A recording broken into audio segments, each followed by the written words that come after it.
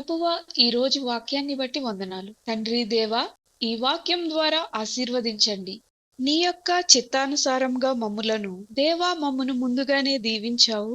పరిశుద్ధాత్ముడా, నీ సన్నిధిని బట్టి వందనాలు. ప్రజల హృదయాల్లో ఉన్నందుకు వందనాలు. దేవా, వారి చెవులను తెరవండి. నిన్ను చూచునట్లు కన్నులను తెరవండి. ప్రియ పరిశుద్ధాత్ముడా, మీ స్వరం మేము వినాలి. యేసు నామంలో మీరు ప్రతి ఒక్కరితో మాట్లాడండి. యేసు నామంలో ఆమేన్. జకర్యా 4వ అధ్యాయము 1వ వచనం. నాతో మాటలాడుచున్న దూత తిరిగి వచ్చి నిద్రపోయిన యొకని లేపినట్లు నన్ను లేపెను. నీకు ఏమి కనబడుచున్నదని అడుగగా, నేను సువర్ణమయమైన దీపస్తంభమును, దానిమీద ఒక ప్రమిదెయును, దీపస్తంభమునకు 7 దీపములను, దీపమునకు 7 గొట్టములను కనబడుచున్నవి. మరియు 2 ఒలీవ చెట్లు దీపస్తంభమునకు కుడి ప్రక్క ఒకటియు, ఎడమ ప్రక్క ఒకటియు కనబడుచున్నవని చెప్పి, నా ఏలినవాడా, ఇదేమిటని నాతో మాటలాడుచున్న దూతనడిగితిని. నాతో మాటలాడుచున్న దూత, ఇదేమిటో నీకు తెలియదాయని నన్నడుగగా, నేను నా ఏలినవాడా, నాకు తెలియదంటిని. శక్తి చేతనైనను బలము చేతనైనను కాక, నా ఆత్మ ద్వారానే ఇది జరుగునని సైన్యములకు అధిపతియగు యెహోవా సెలవిచ్చెను. గొప్ప పర్వతమా, జెరుబ్బాబెలును అడ్డగించుటకు నీవు ఏమాత్రపు దానవు? నీవు చదును భూమి వగుదువు. కృప కలుగునుగాక, కృప కలుగునుగాక అని జనులు కేకలు వేయగా, అతడు పైరాయి తీసుకొని పెట్టించును. యెహోవా వాక్కు మరలా నాకు ప్రత్యక్షమై ఇలాగు సెలవిచ్చెను. జెరుబ్బాబెలు చేతులు ఈ మందిరపు పునాది వేసియున్నవి, అతని చేతులు ముగించును. అప్పుడు సైన్యములకు అధిపతియగు యెహోవా నన్ను మీ యొద్దకు పంపియున్నాడని నీవు తెలుసుకొందువు. కార్యములు అల్పములైయున్న కాలమును తృణీకరించిన వాడెవడు? లోకమంతటను సంచారము చేయు యెహోవా యొక్క 7 నేత్రములు జెరుబ్బాబెలు చేతిలో గుండు నూలుండుట చూచి సంతోషించును. దీపస్తంభమునకు ఇరుప్రక్కల ఉండు ఈ 2 ఒలీవ చెట్లు ఏమిటివనియు, 2 బంగారపు కొమ్ములలో నుండి సువర్ణ తైలమును కుమ్మరించు ఒలీవ చెట్లకున్న 2 కొమ్మలను ఏమిటివనియు నేనతనిని అడుగగా, అతడు నాతో, ఇవేమిటని నీకు తెలియదా అనెను. నా ఏలినవాడా, నాకు తెలియదని నేననగా, అతడు, వీరిద్దరూ సర్వలోకనాథుడగు యెహోవా యొద్ద నిలువబడుచు తైలము పోయేవారై ఉన్నారనెను. దేవుడు కొన్నిసార్లు మనల్ని అడుగుతూ ఉంటాడు. మనము ఇర్మియా గ్రంథంలోనూ ఇతర గ్రంథాల్లో చూచినప్పుడు దేవుడు మనమేం చూస్తున్నామని అడుగుతుంటాడు. ఆయన ఏమి చేస్తున్నాడో, ఏమి నిర్మిస్తున్నాడో సమస్తము ఆయనకు తెలుసు. కానీ మనకు నేర్పించడానికి దేవుడు చేస్తాడు. ఆయన సరి అయిన పదమును మన హృదయంలో మనకు నేర్పుటకు మనకు నేర్పిస్తాడు. ఓకే, సరేనా? ఆయన చూపిస్తున్నప్పుడు మనం సరైన వాటిని రాసుకోవాలి. చూసే వాటిని రాయండి. మనం అనేకమైన విషయాలు చూస్తాం. దేవుడు మన జీవితాల్లో చేస్తున్నటువంటి, మన జీవితాల్లో నిర్మిస్తున్న వాటిని మనం తెలుసుకోవాలి. నీవు ఏం చూస్తున్నావని దేవుడు మనలను పిలుస్తున్నాడు. కనుక చిన్న కార్యాలను ఎన్నడూ తృణీకరించవద్దు. మనము ఏమైతే చూస్తున్నామో వాక్యంతో కలిపినప్పుడు అవి ఇంకా స్పష్టంగా ఉంటుంది. అవి మరింత స్పష్టంగా మీకుంటాయి. అవి మీకు రూపాన్ని కలుగజేస్తాయి. మనము చూస్తున్న వాటిలో స్పష్టత ఉన్నప్పుడు అవి మనకు మరింత లోతైన ప్రభావాన్ని కలుగజేస్తాయి. సరి అయిన నిర్ణయాలు తీసుకోవాలి కదా. మనకు దేవదూతలు సహకరిస్తాయి. కనుక దేవుడు మీతో మాట్లాడినప్పుడు మరియు ఆయన ఏదైనా చూపించినప్పుడు అదేమిటో మీరు గుర్తించగలిగితే, అప్పుడు దేవుడు దేని కొరకు మిమ్ములను పిలిచియున్నాడో మీరు దానిని తెలుసుకుంటారు. మీరు దానిని గ్రహించగలుగుతారు. మనము చెప్పేవి, మాట్లాడేవి అన్నీ నమోదు చేయబడతాయి. దాని ద్వారా మనము ఆయన మనలను దేని కొరకైతే పిలిచియున్నాడో చేయుటకు సహాయపడుతుంది. ఇంతకు ముందు మనము చదువుకున్నటువంటి 4వ అధ్యాయంలో విజయము ఆయన యొద్ద నుండి వస్తుంది. సరేనా? ఈ యొక్క అభిషేక తైలం ఏమిటి? ఇది పరిశుద్ధాత్ముని గూర్చి పరిశుద్ధాత్మ దేవుడు తన అభిషేకపు తైలమును విడుదల చేస్తున్నంతసేపు తైలము కుమ్మరించబడుతుంది. మనము దేవాలయం గురించి చూసినప్పుడు నేటి దినమున సంపూర్తి అయ్యున్నది.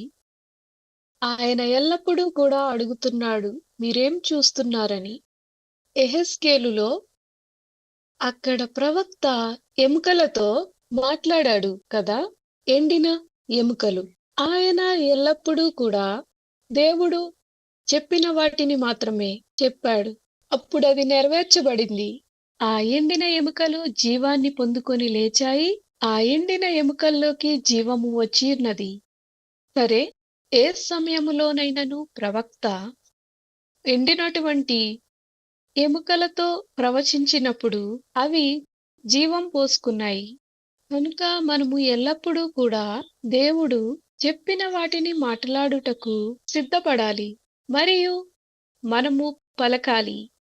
మనకు పరిశుద్ధాత్మ దేవుని అభిషేకము తప్పక కావాలి. కనుక అల్పమైన వాటిని తృణీకరించవద్దు. మనము ఎల్లప్పుడూ నింపబడాలి. నేనొక విషయం చెప్తున్నాను. మీరనుకున్న సమయము దేవుని సమయము కాదు. కొన్నిసార్లు ఎక్కువ సమయం పట్టవచ్చు. ఇంకా కొంత సమయం పడుతుంది. నేను దీన్ని ముగించాను. ఆయనే మన విశ్వాసమునకు కర్తయును దానిని కొనసాగించువాడునై ఉన్నాడు. మన దేవుడే దానిని ప్రారంభించువాడు, ముగించువాడు. అలాగే నేను వెనుకకు వెళ్ళినప్పుడు ఆయనే సరియైన దారిలో పెడతాడు. కనుక అభిషేకం కావాలి. ఈ యొక్క తైలము పైనుండి ప్రవహిస్తుంది. ఈ దీపపు స్తంభములోనికి నూనె ప్రవహించుచూ ఉన్నది. అయితే ఇప్పుడు మనము నూతన నిబంధనలో ఉన్నాము కదా. యేసు ఈ యొక్క చదవబడినటువంటి భాగంలో ఒక భవనం అది పూర్తిగా కట్టబడుటకు ప్రతిదీ ఆయనిస్తాడు. పాత నిబంధనలో కూడా వీటిని చూడవచ్చు. ఆయన తన ప్రజలతో కలిసి ఉన్నాడు. అయితే నూతన నిబంధనలో మనమే ఆయన ఆలయం. మనము లోకమునకు వెలుగని యేసు చెప్పారు. మనకు పరిశుద్ధాత్మ దేవుని సన్నిధిలో నుండి బలము వస్తుంది. అభిషేకం మనకున్నది. ఈ యొక్క అభిషేకము మనందరికీ అనుగ్రహించబడినది. సరేనా? దేవుని సన్నిధిలో బలమున్నది. దేవుని యొక్క మహిమ మనలో ఉన్నది. మనకవసరమైన ప్రతిదీ అభిషేకంలో ఉంది. ప్రతిదీ అభిషేకంలో ఉంది. అయితే మనం ఎలా చూస్తున్నాము? ఏం చూస్తున్నాం? ఇప్పుడు ప్రస్తుతం నీవు ఏమి చూస్తున్నావు? ఎందుకనగా నీవు చూసేదే చాలా ప్రాముఖ్యమైనది. ఈ యొక్క జీవన ప్రయాణంలో మనము దేవుని వలె చూడలేకపోతే మన జీవితం ఎలా కట్టుకోగలం? కనుక దృఢంగా నిర్మించుకోవాలి. కనుక పరిశుద్ధాత్మతో ఐక్యత మనం కలిగి ఉండాలి. మనల్ని మనం తృణీకరించుకోవాలి. కనుక మనము అల్పమైన వాటిని తృణీకరించకూడదు.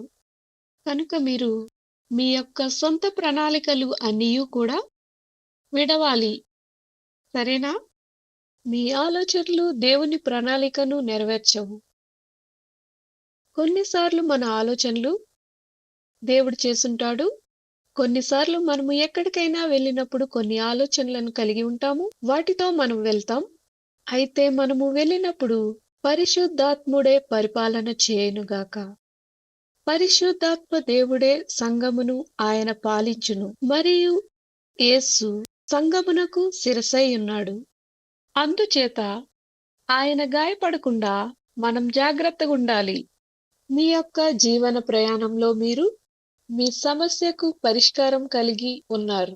శత్రువు మీ దృష్టిని మరల్చడానికి చూస్తాడు. అప్పుడు మీరు వ్యర్థమైన వాటి మీద దృష్టిని ఉంచుతారు. అశాశ్వతమైనవి. సరే, మీరు అశాశ్వతమైన సమస్యలలో, పరిస్థితులలో కూరుకుపోతారు. అయితే మీ యొక్క ఆత్మ దేవుడు మిమ్ములను ఎందు నిమిత్తము పిలిచి ఉన్నాడో దానిని చేయుటకు మిమ్ములను బలపరుస్తుంది. దేవుని ఆత్మ మనలో ఉండి మనలను నడిపిస్తుంది. మనం దేవుని ఆత్మ ద్వారా నడిపించబడాలి, ఆయనతో ఉండాలి. కనుక మనం సామెతలలో ఉన్న జ్ఞానము గూర్చి చూద్దాము. రండి దీన్ని చూద్దాము. దేవుడు జ్ఞానమిచ్చునుగాక. ఆమేన్. మనకు దేవుని జ్ఞానం కావాలి. సామెతలు 4. మనము పక్కదారికి తొలగిపోము. సరే, అందుచేత మనం జ్ఞానముగా నడుచుకోవాలి. మీ కాలమును సమయమును వృధా చేసుకొనవద్దు. సామెతల గ్రంథము 4వ అధ్యాయము 1వ వచనం చూద్దాము. కుమారులారా, తండ్రి ఉపదేశము వినుడి. మీరు వివేకము నొందినట్లు ఆలకించుడి. నేను మీకు సదుపదేశము చేసెదను. నా బోధను త్రోసివేయకుడి. నా తండ్రికి నేను కుమారునిగా నుంటిని, నా తల్లి దృష్టికి నేను సుకుమారుడనైన కుమారుడనై ఇంటిని. ఆయన నాకు బోధించుచు నాతో ఇట్లనెను, నీ హృదయము పట్టుదలతో నా మాటలను పట్టుకొననిమ్ము. నా ఆజ్ఞలను గైకొనిన ఎడల నీవు బ్రతుకుదువు. జ్ఞానము సంపాదించుకొనుము, బుద్ధి సంపాదించుకొనుము. నా నోటి మాటలను మరువకుము, వాటి నుండి తొలగిపోకుము. జ్ఞానమును విడువక ఉండిన ఎడల అది నిన్ను కాపాడును. దాన్ని ప్రేమించిన ఎడల అది నిన్ను రక్షించును. జ్ఞానం సంపాదించుకొనుటయే జ్ఞానమునకు ముఖ్యాంశము. నీ సంపాదన అంతయు ఇచ్చి బుద్ధి సంపాదించుకొనుము. దాని గొప్ప చేసిన ఎడల అది నిన్ను హెచ్చించును. దాని కౌగలించుకొనిన ఎడల అది నీకు ఘనతను తెచ్చును. అది నీ తలకు అందమైన మాలిక కట్టును, ప్రకాశమానమైన కిరీటమును నీకు దయచేయును. సరే, నా కుమారుడా, నీవు ఆలకించి నా మాటలను అంగీకరించిన ఎడల నీవు దీర్ఘాయుష్మంతుడు వగుదువు. నీవు నడుచునప్పుడు నీ అడుగు ఇరుకును పడదు. నీవు పరుగెత్తునప్పుడు నీ పాదము తొట్రిల్లదు. ఉపదేశమును విడిచిపెట్టక దాని గట్టిగా పట్టుకొనుము. అది నీకు జీవము గనుక దాన్ని పొందియుండుము. భక్తిహీనుల త్రోవను చేరకము, దుష్టుల మార్గమున నడువకుము. దాని యందు ప్రవేశింపక తప్పించుకొని తిరుగుము. దాని నుండి తొలగి సాగిపోము. అట్టివారు కీడు చేయనిది నిద్రింపరు, ఎదుటివారిని పడద్రోయనిది వారికి నిద్ర రాదు. కీడు చేత దొరికిన దానిని వారు భుజింతురు. బలాత్కారము చేత దొరికిన ద్రాక్ష రసమును త్రాగుదురు. జ్ఞానము నిన్ను నడిపించును, మరియు దొరికిన వారికి అవి జీవమును, వారి సర్వ శరీరమునకు ఆరోగ్యమును ఇచ్చును. సరేనా? అందుకే బుద్ధియు జ్ఞానమును పొందుకొనుట చాలా ప్రాముఖ్యము. ఇలా అంటున్నాడు, నీ హృదయంలో నుండి జీవధారలు బయలుదేరును. కాబట్టి అన్నిటికంటే ముఖ్యంగా నీ హృదయమును భద్రముగా కాపాడుకొనుము. పరిశుద్ధాత్మ దేవుని ద్వారా మన హృదయంలో జీవధారలు ప్రవహించును. 26వ వచనం, నీవు నడుచు మార్గమును సరళము చేయుము. అప్పుడు నీ మార్గములనియు స్థిరములగును. మనము నడిచే మార్గములను కనిపెట్టాలి. కొన్నిసార్లు మన పాదములు మనల్ని తప్పుడు మార్గాలలో నడిపిస్తాయి. బైబిల్ ఇలా చెప్తుంది, మన నోటి మాటల ద్వారా మన జీవితం నిర్దేశించబడుతుంది అని. నీవు కుడి తట్టుకైనను ఎడమ తట్టుకైనను తిరగకు. నీ పాదమును కీడునకు దూరముగా తొలగించుకొనుము. దాని ద్వారా మనము అల్పమైన వాటిని తృణీకరించకుండా మన యొక్క నోటిని భద్రపరుస్తుంది. మనము వ్యర్థమైన వాటిని చూడకుండా మన కన్నులను త్రిప్పివేయాలి. మన హృదయం కృతజ్ఞతలతో నిండి ఉండాలి. మీకు దేవునిపై ఉన్న ప్రేమ క్లిష్ట సమయాలలో కాపాడుతుంది.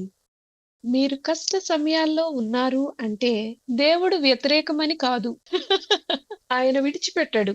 ఇవి జరిగాయి కాబట్టి దేవుడు నన్ను విడిచిపోలేదు.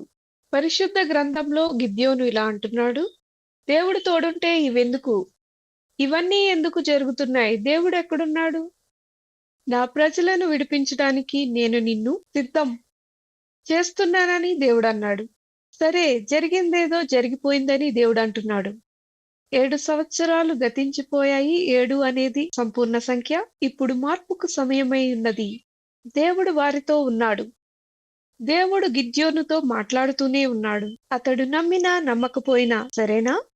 దేవుడు నీకు ప్రత్యక్షపరుచుకున్నప్పుడు అది ఒక నూతనమైన ప్రత్యక్షత, ఒక నూతన ప్రారంభంగా ఉంటుంది. ఆదికాండము చూద్దాము. దేవుడు నూతన కార్యములు చేయవాడు. చాలా నూతన కార్యాలు చేశాడు నాకు. చాలా కార్యాలు, నూతన ప్రారంభాలు నాకిష్టము. నాకిష్టము. నాకు మార్పంటే ఇష్టము. దేవుడు మీ జీవితాల్లో కూడా చేస్తాడు. ఆయన నూతన కార్యాలు చేస్తాడని చెప్పాడు. ఎందుకనగా పరిశుద్ధాత్ముడే మన అధికారి. సరేనా? ఆయనే నడిపించి బోధిస్తాడు. ఆదికాండం నుంచి మనం కొన్ని విషయాలు మాట్లాడుకుందాము. అబ్రహాము ప్రత్యక్షతను పొందుకున్నాడు. ఈరోజు గొప్ప ప్రారంభం వస్తుంది. కనుక మనం ఒక విషయాన్ని చూద్దాం. మనం దీని గురించి ఆదికాండం పుస్తకంలో చూడగలము. సరే, మంచిది. ఆదికాండం 11:6 చూద్దాం. వారక్కడ గోపురమును కడుతున్నారు. వారు దాన్ని గర్వంతో చేస్తున్నారు. మనము దిగిపోదుమని దేవుడంటున్నాడు. వారందరికీ భాష ఒక్కటే. వారు ఈ పని ఆరంభించి ఉన్నారు. ఇక మీదట వారు చేయదలచు ఏ పని అయినను చేయకుండా వారికి ఆటంకమేమీయూ నుండదు. మనం దీన్ని చూస్తున్నాము. వారందరికీ భాష ఒక్కటే. వారు ఈ పని ఆరంభించి ఉన్నారు. ఇక మీదట వారు చేయదలచు ఏ పని అయినను చేయకుండా వారికి ఆటంకమేమీయూ నుండదు. గనుక మనము దిగిపోయి ఒకని మాట ఒకనికి తెలియకుండా భాషను తారుమారు చేయుదము రండని అనుకుని భాషను తారుమారు చేసెను గనుక వారికి అర్థం కాలేదు. సరేనా? అలాగే యెహోవా అక్కడ నుండి భూమి అందంతటా వారిని చెదరగొట్టెను గనుక వారు ఆ పట్టణమును కట్టుట మానిరి. ఆయన వారి భాషను తారుమారు చేసి ఉన్నాడు గనుక. దాని తరువాత మనము 10వ వచనంలో షేము వంశావళి చూస్తున్నాం. ఆ వంశావళి అంతా ఇక్కడ చదవగలము. అయితే 24వ వచనంలో మరొకటి చూస్తున్నాం. నాహోరు 29 ఏండ్లు బతికి తెరాహును కనెను. సరేనా? నాహోరు తెరహును కనిన తరువాత 119 ఏండ్లు బ్రతికి కుమారులను కుమార్తెలను కనెను. తెరహు 70 ఏండ్లు బ్రతికి అబ్రామును నాహోరును మరియు హారానును కనెను. దేవుడు తెరాహుతో కూడా ఉండెను కదా. ఇక్కడ తెరాహు వంశావళి చూస్తున్నాము. తెరాహు అబ్రహామునకును మరియు మరి ఇద్దరిని కనెను. హారాను లోతును కనెను. హారాను తాను పుట్టిన దేశమందలి తన తండ్రి అయిన తెరహు కంటే ముందుగా మృతి పొందెను అని చెప్తుంది. ఇది ఆసక్తికరంగా ఉంది. ఎందుకంటే ఇక్కడ మనం చూస్తున్నట్లయితే దేవుడు అబ్రహాము వద్దకు వచ్చెను. ఇక్కడ మనం చదివి ఉన్నాము. ఇతడు తెరాహుకు తండ్రిగా ఉన్నాడు. లూకా 3:34లో చెప్తుంది. చూద్దాము. అబ్రహాము తెరహుకు, తెరహు నాహోరుకు అని చెప్తుంది. అబ్రహాము తండ్రికి 80 సంవత్సరాలు ఉన్నప్పుడు అబ్రహాము జన్మించాడు. అప్పుడు అతడు ఒక విగ్రహారాధికుడై ఉన్నాడు. సరేనా? తెరాహు విగ్రహారాధికుడు. అబ్రహాము తండ్రి ఒక విగ్రహారాధికుడై ఉన్నాడు. సరే, దాని తర్వాత జరిగిన విషయాలు మనం చూద్దాం. వారి పితరుల ద్వారా దేవుడు మనకు ఒకటి చూపిస్తున్నాడు. దేవుడు అబ్రహాముతో ఒక నూతన ప్రారంభమును మొదలుపెట్టాడు. సరేనా? అబ్రహాముగా అతడు మార్చబడడం కొరకు దేవుడు నూతన కార్యమును చేశాడు. దేవుడు వారిలో నూతన కార్యం చేస్తున్నాడు. వారిలో ఉన్నటువంటి పాత విషయములను, పేర్లను తీసివేసి దేవుడు ఈ వ్యక్తిని ఎన్నుకున్నాడు. ఇతని తండ్రి ఒక విగ్రహారాధికుడై ఉన్నాడు. సరే, ఇతడు వేరొక ప్రాంతమునకు చెందినవాడై ఉన్నాడు. మెసపోతమియా అనేటువంటి ఒక అభివృద్ధి చెందిన ప్రాంతానికి చెందినవాడై ఉన్నాడు. ప్రస్తుతానికి ఇప్పుడు అది ఇరాకు ప్రాంతం అయి ఉంది. దీన్ని చూస్తున్న కల్దీలు అనేవారు ఇప్పుడు లేరు. వారు ఇప్పుడు లేకపోయినప్పటికీ కూడా కల్దీలు అనే పేరు, వారు నిప్పును ఆరాధించేవారు. సరే, ఆ యొక్క ప్రాంతంలో అగ్నిని ఆరాధించటం అనేది సాధారణమైనది. కనుక ఈ మనుష్యుడు విగ్రహాలను ఆరాధించేవాడు. మరియు ఇతడు చాలా ధనవంతుడై ఉన్నాడు. కనుక వీరు ధనవంతులై ఉన్నారు. అబ్రహాము వీరి కుటుంబంలోంచి వచ్చాడు. అయితే దీనిని ఒకసారి చూద్దాం. అబ్రహాము తన తండ్రి అయినటువంటి తెరహు నుండి కొన్ని పొందుకున్నాడు. అలాగనే వీరు చంద్రుణ్ణి కూడా పూజించేవారు, అన్యాచారములు చేసేవారు. అదే విధంగా యెహోషువ 24వ అధ్యాయంలో కూడా మనం చూడగలం. 24 రెండో వచనం ఇలా చెప్తుంది. సరే, అబ్రహామునకు దేవుడు తెలియకపోయినా దేవుడు అతనితో మాట్లాడాడు. దీన్ని చూడగలం. అది సంతోషంగా లేదా? దేవుడు ముందు నుంచి అబ్రహాముతో సంప్రదిస్తూ ఉన్నాడు. ఇది అపోస్తుల కార్యములు 7లో చూస్తాము. అబ్రహాము తన తండ్రి మరణం తరువాత కనానుకు తన ప్రయాణం సాగించాడు. కనాను దేశమునకు అతడు వెళ్ళాడు. దేవుడు అబ్రహాము జీవితంలో ఒక నూతనమైన ప్రారంభాన్ని ప్రారంభించి ఉన్నాడు. విశ్వాసులకు తండ్రిగా చేశాడు. ముందుకు వెళ్దాం. సరే, 12వ అధ్యాయం చూద్దాము. యెహోవా, నీవు లేచి నీ దేశము నుండియు నీ బంధువుల యొద్ద నుండియు నీ తండ్రి ఇంటి నుండియు బయలుదేరి నేను నీకు చూపించు దేశమునకు వెళ్ళుము. ఇతడు తన యొక్క తండ్రి యొద్ద నుండి వస్తున్న వాటిని వదిలిపెట్టి వస్తున్నాడు. సరే, దేవుడు చూపించే దేశానికి అబ్రహాము బయలుదేరాడు. అయితే అబ్రహాము కొన్నిటిని తనతో తీసుకువెళ్ళాడు. గొప్ప జనంగా చేస్తానన్నాడు. నిన్ను గొప్ప చేసి నిన్ను ఆశీర్వదించెదను. నిన్ను ఆశీర్వదించు వారిని ఆశీర్వదించెదను. నిన్ను దూషించు వానిని శపించెదను. భూమి యొక్క సమస్త వంశములు నీయందు ఆశీర్వదించబడునని అబ్రాహాముతో అనెను. హా, ఇది ఎంత గొప్ప ఆశీర్వాదం! ఎంత గొప్ప ఆశీర్వాదం! అయితే ప్రారంభంలో అబ్రహాము దీనిని గూర్చి పూర్తిగా అర్థం చేసుకోలేదు. ఇది దీన ప్రారంభమై ఉన్నది. సరే, వాక్యం చెప్తుంది, దేవుడు అబ్రహాముతో మాట్లాడెను. అబ్రహాము లోతును తనతో తీసుకొని పోయెను. తన యొక్క పితరులను అన్నిటినీ విడిచెను. కాని అతడు విడిచి వేరే ప్రాంతంలో నివసించెను. అయితే దేవుడు అబ్రహాముతో ఆకాశ నక్షత్రములను చూడమని చెప్పెను. సరే, నీ సంతానము ఇసుక రేణువుల వలె ఉండుననెను.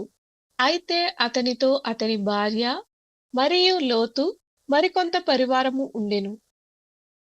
అయితే ప్రారంభం నుండి దేవుడు ఒక విషయం చెప్తున్నాడు. దేవుడు తన ఆత్మ ద్వారా ప్రజలతో మాట్లాడుతున్నాడు. అయితే ప్రజలు దాన్ని అర్థం చేసుకోవడం లేదు. అతడు అన్నిటినీ విడిచి యాత్రికుని వలె అతడు యాత్రికుని వలె పరాయి దేశంలో తిరుగులాడాడు. దేవుడు మనతో మాట్లాడినప్పుడు విశ్వాసంతో వెళ్ళుట కష్టమైనది. అది ఎందుకు కష్టమైనది అంటే, విశ్వాసపు నడక అనేది అలాగే అది మన హృదయ స్థితిని నిర్ణయిస్తూ ఉంటుంది. దేవుడు నమ్మదగినవాడు. దేవుడు తనతో కూడా పనిచేసి వారిని వెతుకుతూ ఉన్నాడు. సరేనా? వారి ద్వారా ఈ భూమి మీద కార్యాలు చేయాలనుకుంటున్నాడు. నీ యొక్క హృదయంలో ఉన్నటువంటి స్థితిని బట్టి ఆ విషయం బయలుపడుతుంది. ఇటువంటి దర్శనం మీరు కలిగి ఉన్నారా? మీరెవరో మీకు తెలుసా? క్రీస్తులో మీరేమై ఉన్నారో తెలుసా? మన పిలుపు నిశ్చయమైనది. దేవుడు మనలను పిలిచాడు. అయితే దేవుడే మనలను ఏర్పరచుకున్నాడు. దేవుడు పిలుపు నిశ్చయమైనది. దేవుడు మిమ్ములను పిలిచి ఉన్నాడు. నేను ఏర్పరచబడిన వారి కొరకు ఈ సమయంలో మాట్లాడుచున్నాను. మన యొక్క హృదయపు స్థితి కష్టమైనది. ఆయన నేత్రాలు భూమిపై తిరుగులాడుచున్నాయని జకర్యాలో చూస్తున్నాం. ఆయన కార్యములు నెరవేర్చబడుట అవి చూస్తున్నవి. కనుక విశ్వాసం అనేది మన వంతు. మనము ఆయనను సేవిస్తామో లేదో. సరేనా? లూకా 17లో దీనిని చూస్తున్నాము. విశ్వాసపు ఆత్మ అనేది పరిశుద్ధాత్మ అయి ఉన్నాడు. ఆయన దేవుని ప్రజలకు పరిచర్య చేయాలనుకుంటున్నాడు.